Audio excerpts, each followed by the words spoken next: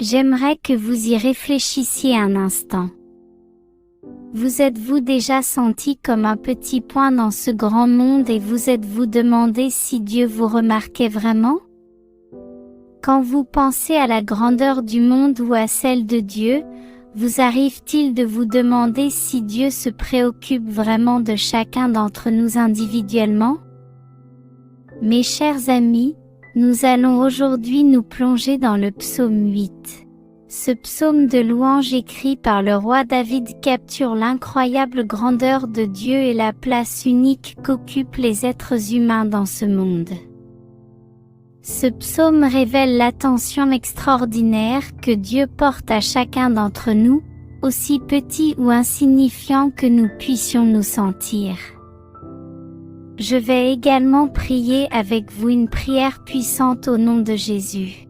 Regardez donc jusqu'à la fin et ouvrez vos cœurs pour recevoir les bénédictions de cette prière. Maintenant, laissez-moi vous guider à travers une analyse verset par verset de cet incroyable psaume, en découvrant le trésor de sagesse qu'il renferme pour nos vies. Que ton nom est excellent sur toute la terre, toi qui as placé ta gloire au-dessus des cieux, mes amis. Ce verset nous amène à considérer l'immense puissance et la majesté que renferme le nom de Dieu. David parle clairement et directement. Il comprend que le nom de Dieu n'est pas seulement une étiquette, mais qu'il reflète clairement le caractère de Dieu. Lorsque Moïse a rencontré Dieu au buisson ardent, Dieu a révélé son nom en disant « Je suis », ce qui indique son existence éternelle et son pouvoir illimité, tout comme Moïse lorsque nous invoquons le nom de Dieu dans la prière. Nous puisons dans cette puissance divine. Le nom de l'Éternel est une tour forte. Les justes s'y réfugient et sont en sécurité. Invoquer le nom de Jésus dans nos prières et nos supplications nous rapproche de sa présence et nous donne la paix et l'assurance dans les moments difficiles. Mais ce n'est pas tout. David étend la portée de la majesté de Dieu à toute la terre et place même sa gloire au-dessus des cieux. L'étendue de la majesté de Dieu est incompréhensible. Nous le voyons dans le récit de la création dans la Genèse, où Dieu parle de l'existence de l'univers. Sa gloire n'est pas confinée à un seul endroit. Elle est partout. Aussi, ce verset nous incite à nous demander pourquoi David s'est senti obligé d'affirmer cela. Se pourrait-il qu'il ait fait l'expérience directe de la gloire de Dieu? N'oublions pas que David était autrefois un berger, passant de longues nuits sous les cieux étoilés. Musicien, il traduisait ses expériences spirituelles en chants et en hymnes. Sa vie était un témoignage vivant de la majesté de Dieu, mais c'est aussi un appel pour nous. Nous devrions nous efforcer d'expérimenter la gloire de Dieu dans notre vie quotidienne. Que ce soit à la maison, au travail ou dans nos communautés, où que nous soyons, nous devons vivre notre vie comme un témoignage de la grandeur de Dieu. Pour ceux d'entre nous qui se sentent déconnectés de Dieu, que ce verset serve de réveil.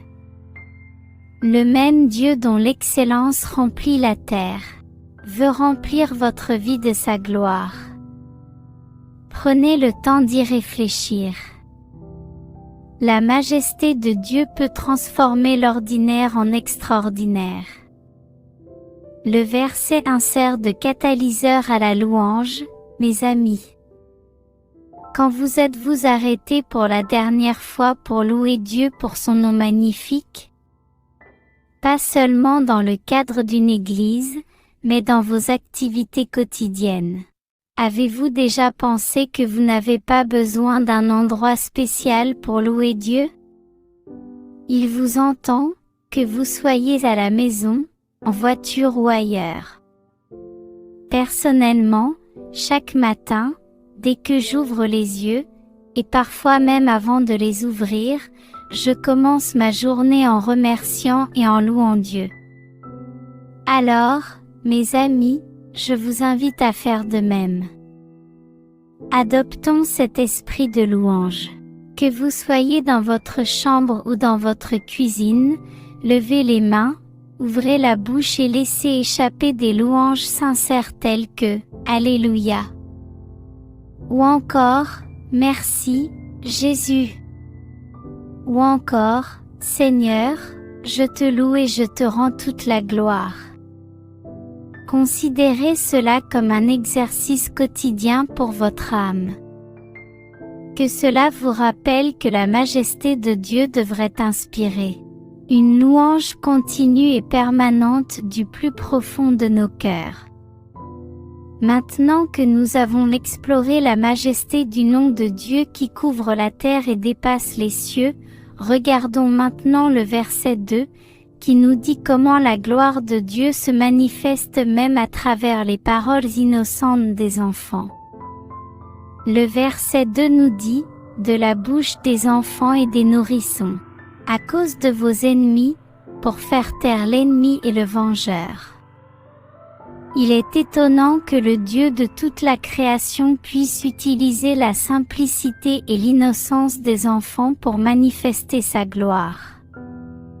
Pensons un instant. C'est souvent dans la simplicité des mots d'un enfant que nous trouvons une profonde sagesse. Vous souvenez-vous de l'histoire de Samuel, le jeune garçon qui a entendu l'appel de Dieu au milieu de la nuit? Il n'était qu'un enfant, mais Dieu lui a confié un message qui allait changer le cours de l'histoire d'Israël. De même, Jésus a reconnu l'importance d'une foi enfantine. Dans Matthieu 19, il dit, « Laissez venir à moi les petits enfants et ne les en empêchez pas, car le royaume des cieux est à ceux qui leur ressemblent. » C'est cette foi simple et sans prétention que Dieu apprécie. La foi qui croit sans voir, qui fait confiance sans poser de questions.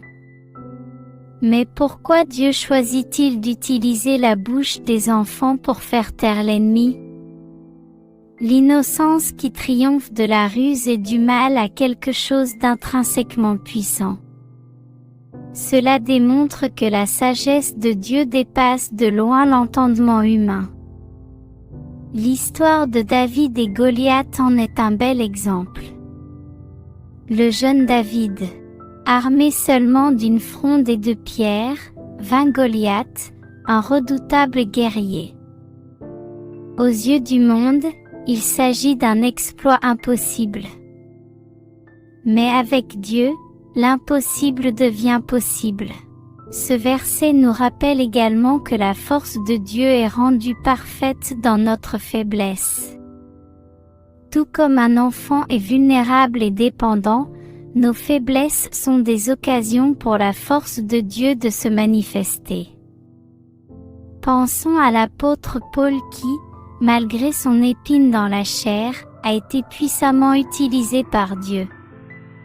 De plus, ne perdons pas de vue la signification de la phrase « Tu as ordonné la force ». Dieu a intentionnellement désigné la force pour qu'elle vienne de sources inattendues afin d'accomplir ses desseins divins. Le Créateur de l'univers a choisi de travailler avec les faibles pour faire honte aux forts, avec les fous pour faire honte aux sages.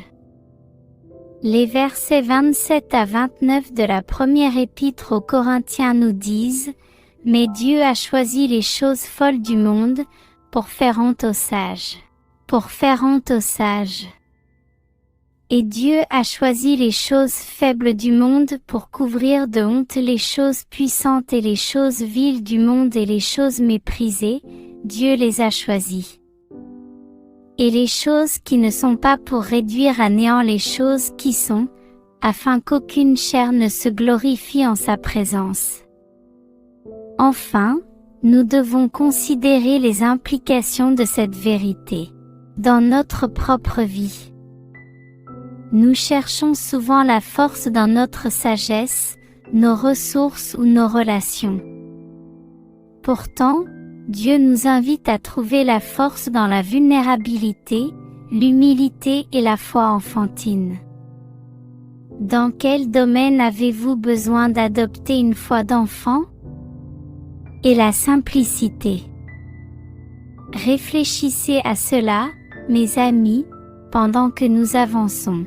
Après avoir exploré la vérité convaincante selon laquelle la force de Dieu se révèle souvent à travers les individus les plus insoupçonnés, portons notre attention sur le verset suivant, qui traite de la beauté et de la majesté de la création de Dieu et de la place que nous y occupons. Le psaume 8, versets 3 et 4, se lit comme suit: « Quand je considère tes cieux, ouvrage de tes doigts, la lune, et les étoiles que tu as ordonnées.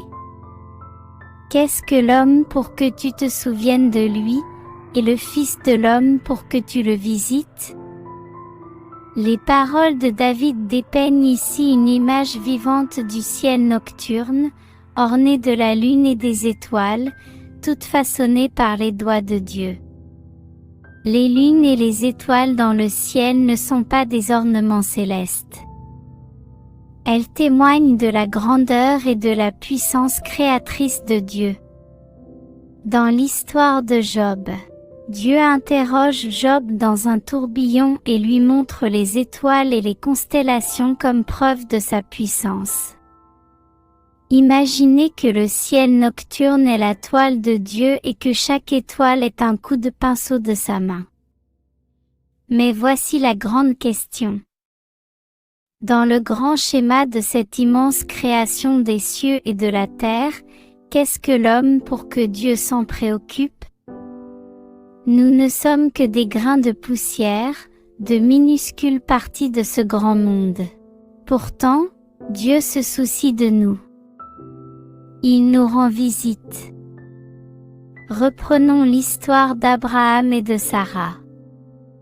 Ils étaient vieux et sans enfants, apparemment insignifiants dans le déroulement de l'histoire, mais Dieu les a visités et, par eux, des nations sont nées. Dieu se soucie toujours de nous, même si nous nous sentons insignifiants.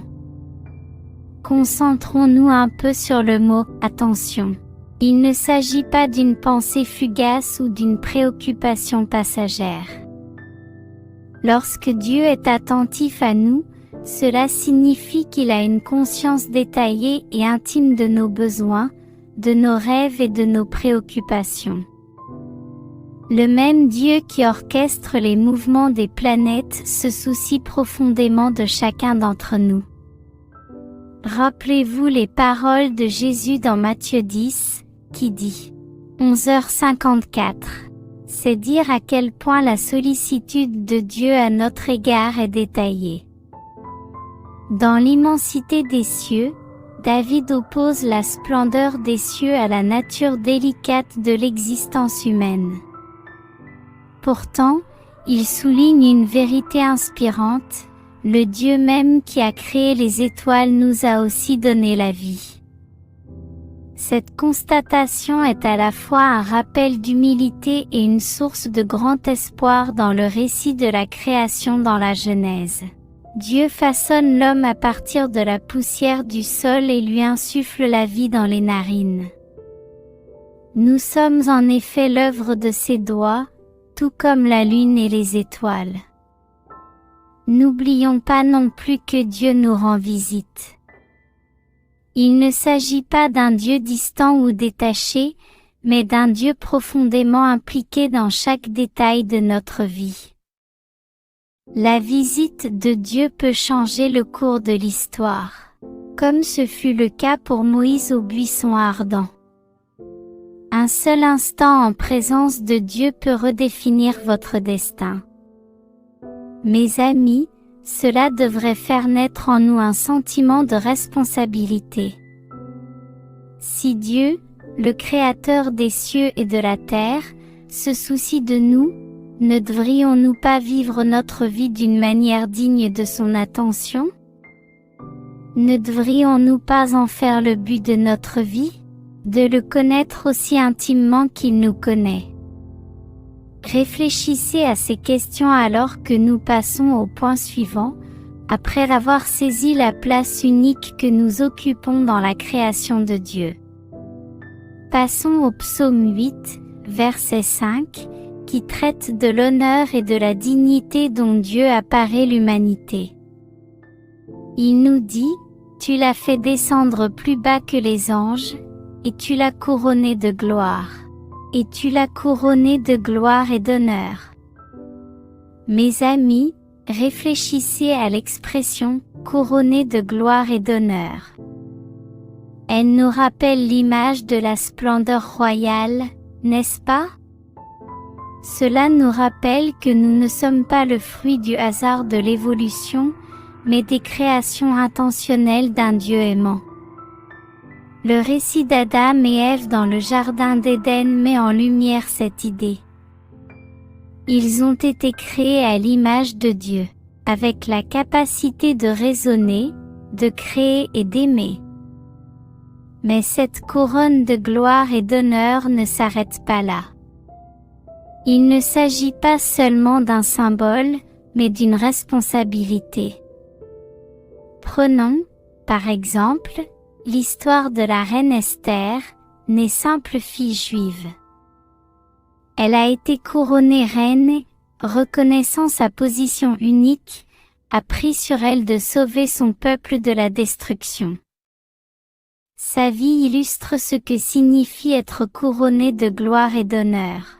La phrase qui dit « un peu plus bas que les anges » est tout aussi convaincante dans la hiérarchie ou l'ordre spirituel.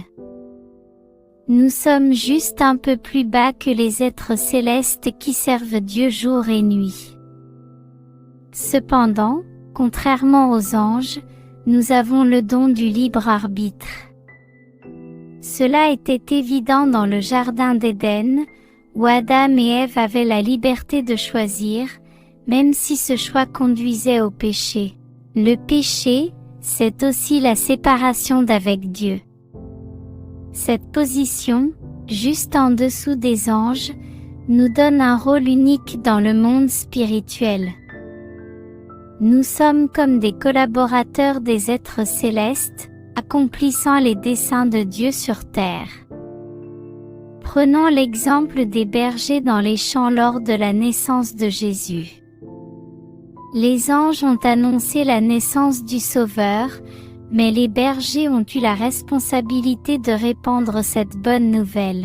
Le ciel et la terre ont collaboré pour annoncer l'arrivée du roi. De plus, cette couronne n'est pas un cadeau unique. C'est une vie entière d'occasion de glorifier Dieu. Pensez aux apôtres, des hommes simples qui ont reçu l'Esprit Saint le jour de la Pentecôte. Ce sont des gens ordinaires qui ont accepté leur couronne divine et ont bouleversé le monde par leur ministère. Chacun d'entre nous possède ce même potentiel. Chacun d'entre nous a été doté de dons, de talents et d'opportunités uniques qui attendent d'être activés pour la gloire de Dieu. Il est essentiel de se rappeler que ces couronnes ne sont pas destinées à être thésaurisées, mais à être déposées aux pieds de Jésus, le roi des rois. Dans l'Apocalypse, les 24 anciens déposent leurs couronnes devant le trône de Dieu. Ils reconnaissent que tout don bon et tout don parfait vient de lui. Portons cette conscience dans notre vie quotidienne, au début de chaque nouvelle journée. Vivons comme ceux qui ont été couronnés de gloire et d'honneur, en reconnaissant le poids de la couronne et celui qui nous l'a donnée. Après avoir examiné la gloire et l'honneur que Dieu nous a accordés, explorons la domination. Il nous a donné le pouvoir sur sa création dans les versets 6 et 7 du psaume 8, qui nous dit « Tu l'as fait dominer sur l'œuvre de tes mains, tu as mis toutes choses sous ses pieds. Tu as tout mis sous ses pieds, les brebis et les bœufs, les bêtes des champs. Dans ce verset du psaume, David parle de la domination, non pas comme un droit, mais comme une responsabilité divine. Lorsque Dieu a créé Adam et Ève, il leur a donné la domination sur la terre, leur confiant le soin d'en prendre soin de manière responsable. Cela est évident dans le récit de la Genèse, où Adam se voit confier la tâche de nommer les animaux, ce qui signifie qu'il est responsable et qu'il domine sur eux. Cependant, dominer ne signifie pas dominer. Nous ne sommes pas appelés à exploiter la nature, mais à la gérer avec sagesse. L'histoire de Noé en est un exemple éclairant. Dieu lui a confié la tâche de préserver toutes sortes d'animaux pendant le déluge. C'était une énorme responsabilité, et Noé s'en est acquitté avec une foi et une diligence inébranlables. De plus, cette domination s'étend à toutes choses. Réfléchissez grec un instant. Il ne s'agit pas seulement des animaux, mais aussi des ressources, des opportunités et même des défis auxquels nous sommes confrontés. Prenons l'exemple de Joseph. Il a été vendu comme esclave, mais il a exercé une domination pieuse, même dans la maison de Potiphar et plus tard en prison. Finalement, il s'est élevé à une position d'autorité en Égypte, gérant les ressources de la nation pour sauver d'innombrables vies. En outre, David mentionne spécifiquement les moutons et les béufs, et même les bêtes des champs, ce qui indique que notre domination comporte à la fois des éléments domestiques et sauvages. Nous ne sommes pas seulement des dirigeants dans des environnements confortables et contrôlés, mais aussi sur les terrains sauvages de la vie. Pensez à Daniel et à la fosse aux lions.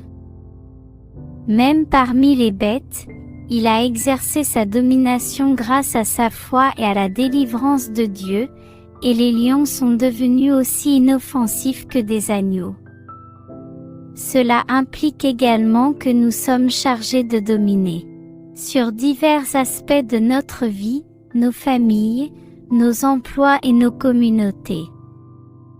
Chacun d'entre nous se voit attribuer une zone d'influence, quelle que soit sa taille, où il peut exercer une domination pieuse. L'histoire de Ruth en est un bel exemple. Veuve moabite, elle a choisi de dominer les circonstances en suivant Naomi à Bethléem et en gérant fidèlement sa vie. Elle est devenue une ancêtre de Jésus-Christ. Enfin, comprenons que la domination n'est pas un moyen de nous élever, mais une plateforme pour élever le nom de Dieu. Le but ultime est de renvoyer la gloire au Créateur dans tout ce que nous faisons. Qu'il s'agisse de diriger une entreprise ou de gérer un foyer, la question sous-jacente devrait être en ceci. Après avoir examiné la domination que Dieu nous a donnée, passons au dernier verset, qui nous ramène à la reconnaissance de la majesté du nom de Dieu. Le psaume 8, verset 9, se lit comme suit: Seigneur, notre Seigneur, que ton nom est grand sur toute la terre. Nous voici revenus à notre point de départ, mais avec une nouvelle perspective sur la majesté de Dieu. Après avoir parcouru le vaste paysage de la création, de l'importance de l'homme, de l'honneur divin et de la domination accordée, David revient à la louange du nom excellent de Dieu. Il s'agit d'une affirmation profonde à la fin d'une déclaration profonde, d'une conclusion appropriée à la révélation de vérités divines. Ce retour répété à l'excellence du nom de Dieu nous rappelle que notre vie doit être une offrande continuelle de louange. L'apôtre Paul exprime magnifiquement ce sentiment lorsqu'il dit dans 1 Thessaloniciens 5, Réjouissez-vous sans cesse, priez sans cesse, rendez grâce en toutes choses, car telle est la volonté de Dieu à votre égard dans le Christ Jésus. En outre, ce verset souligne la portée universelle de la majesté de Dieu. Remarquez que David précise en disant « sur toute la terre », soulignant ainsi la reconnaissance universelle que Dieu mérite. Réfléchissons à l'histoire de Jonas. Même dans la ville païenne de Ninive, le nom de Dieu a été glorifié lorsque le peuple s'est repenti. La majesté de Dieu ne connaît pas de frontières. Son nom est excellent de l'est à l'ouest, du nord au sud. Ce verset nous invite également à être des ambassadeurs du nom de Dieu. Nous sommes appelés à faire connaître son nom sur toute la terre. Pensez à la grande commission telle qu'elle est décrite dans Matthieu 28. Jésus ordonne à ses disciples d'aller dans le monde entier, de baptiser et d'enseigner en son nom. Nous partageons cette mission divine. En priant pour votre foi, nous nous efforçons de faire exactement cela. En plongeant dans la parole, nous créons du contenu qui édifie, nous vous élevons dans la prière et nous partageons la puissance transformatrice de Jésus-Christ. Chaque vidéo que nous publions est notre contribution à cette grande mission. Le soutien massif que vous nous apportez en vous abonnant, en aimant, en partageant, en nous encourageant, en nous faisant part de vos commentaires, de vos dons et en vous joignant à nous. Les commentaires bienveillants, les dons et le fait de se joindre à nous dans la prière ne font pas que nous remonter le moral, ils amplifient aussi notre portée. Chaque interaction, chaque prière et chaque vidéo partagée rapproche quelqu'un de Dieu. Ensemble, grâce à votre soutien inestimable, nous rendons l'Évangile accessible à d'innombrables âmes à travers le monde. Merci pour tout ce que vous faites. Et n'oubliez pas, vous êtes bénis d'être une bénédiction. Prenons cela comme un appel à aligner chaque aspect de notre vie, nos pensées, nos paroles et nos actions, sur la majesté du nom de Dieu, alors que nous commençons chaque nouvelle journée. Demandons-nous comment je peux rendre le nom de Dieu excellent aujourd'hui. Il ne s'agit pas seulement d'un appel à l'adoration, mais d'un style de vie de révérence, un écho continu du sentiment de David. Que ton nom est excellent. Mes amis, j'espère qu'au début de chaque nouvelle journée, vous serez remplis d'un sentiment de crainte et d'émerveillement devant la majesté du nom de Dieu. Rappelez-vous que vous et moi sommes une partie importante de la création de Dieu. Nous sommes couronnés de gloire et d'honneur, chargés de dominer et, surtout, bénéficiaires de l'attention divine de Dieu. Aujourd'hui, à tous ceux qui sont à portée de ma voix, adressons-nous au Seigneur dans la prière. Je veux que vous priez cette prière avec moi afin que vous puissiez bénéficier de toutes les bénédictions de cette prière. Prions notre Dieu de grâce et d'amour. Père céleste, la majesté de ton nom remplit la terre et les cieux.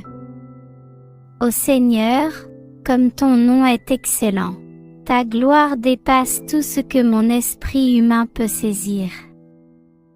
Tu es l'alpha et l'oméga, le premier et le dernier, le commencement et la fin. Je loue ton saint nom, ô roi des rois et seigneur des seigneurs. Seigneur, pardonne-moi les fois où je n'ai pas été à la hauteur de ta gloire. Pardonne-moi mes offenses, et je pardonne aussi à ceux qui m'ont offensé. Je déclare au nom de Jésus que je marcherai dans ta gloire et ton honneur. Je déclare que je suis redoutablement et merveilleusement fait. Je réclame un accroissement de sagesse, un accroissement de faveur et une abondance de tes bénédictions sur ma vie. Père Dieu, je te demande de me guider et de me diriger dans tous les domaines de ma vie.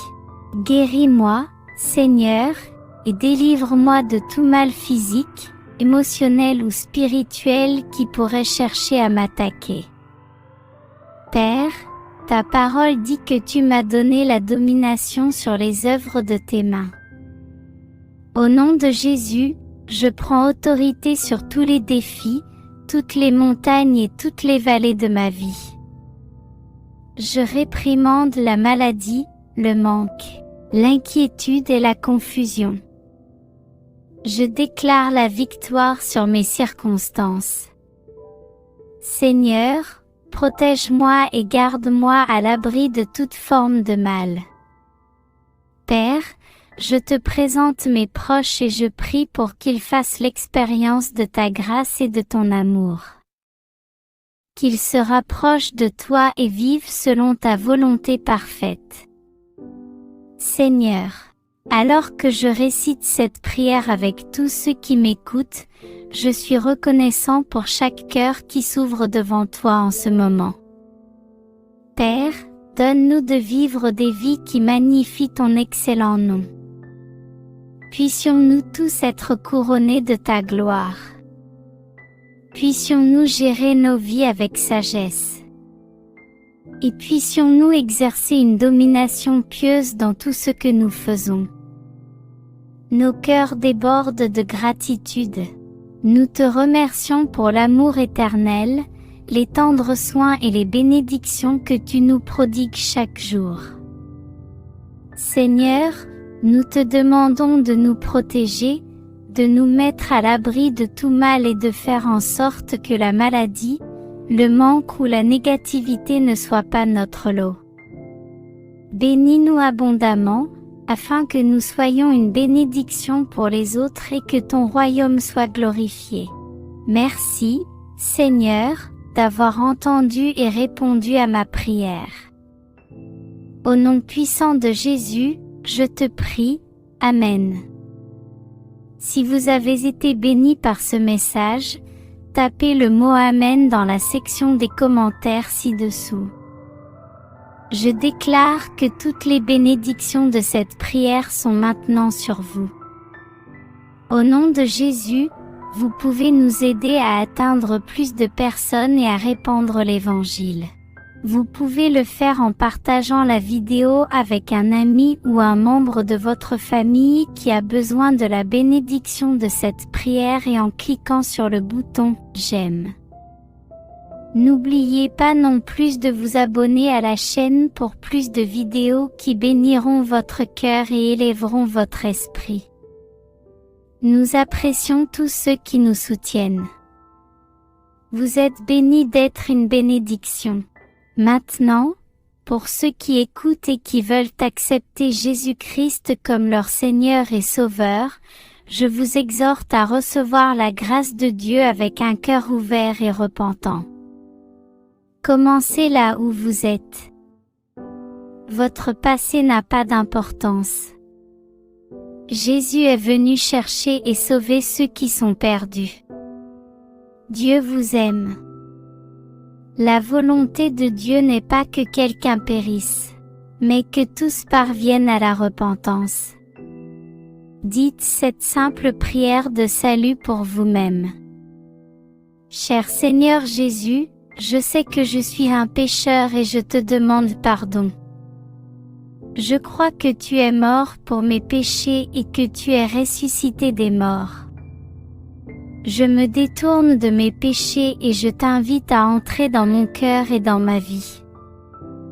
Je veux te faire confiance et te suivre comme mon Seigneur et mon Sauveur. Seigneur Jésus, entends ma prière. Merci, Seigneur, de m'avoir sauvé. Amen. Maintenant que vous avez fait cette prière, Vous pouvez demander à un pasteur de vous baptiser dans une église locale et de rendre cette décision publique. Le baptême est un symbole de cette décision de suivre Jésus. Je vous encourage ensuite à vous réunir avec d'autres croyants pour en savoir plus sur votre nouvelle vie et pour mieux connaître Dieu. N'hésitez pas à laisser vos demandes de prière dans la section commentaires afin que nous puissions les présenter à Dieu pour votre bénédiction et votre victoire. Nous invitons également les autres croyants de la plateforme YouTube et du monde entier à se joindre à nous et à commencer à prier pour vous dès maintenant. Et nous voulons que vous sachiez que même si vous ne voyez pas de réponse à votre demande de prière, cela ne veut pas dire qu'on n'a pas prié pour vous. Soyez assurés que nous élevons activement chaque demande vers Dieu. C'est conforme à sa volonté. Nous croyons au pouvoir de la prière pour apporter réconfort, guérison et conseil conformément au plan parfait de Dieu. À Dieu soit toute la gloire. Que la grâce et la paix de notre Seigneur Jésus-Christ soient avec vous tous. Amen.